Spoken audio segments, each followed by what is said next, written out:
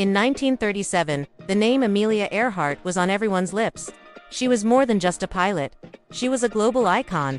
As the first woman to fly solo across the vast Atlantic Ocean, she embodied courage, adventure, and the spirit of a new age.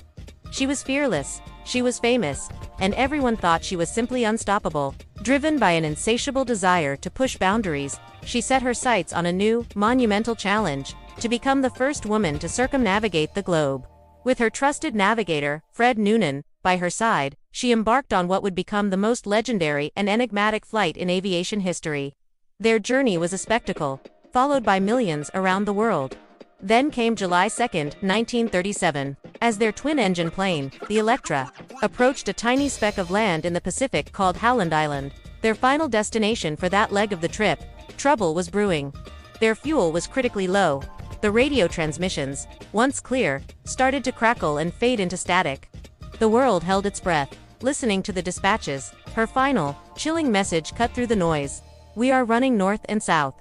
And then, complete silence. No mayday call, no signal flare, no distress beacon.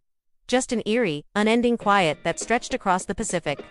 The largest sea and air search in naval history was immediately launched. Search teams tirelessly scoured thousands upon thousands of miles of ocean, but they found nothing. No confirmed wreckage. No oil slick. No personal belongings. It was as if the plane, along with Earhart and Noonan, had simply vanished into thin air. In the decades that followed, the absence of answers created a vacuum that was quickly filled with countless theories. The most common explanation is that they ran out of fuel and crashed into the unforgiving sea, sinking without a trace. But other, more dramatic possibilities began to surface. Did they manage to land on a remote, uninhabited island, living out their days as castaways?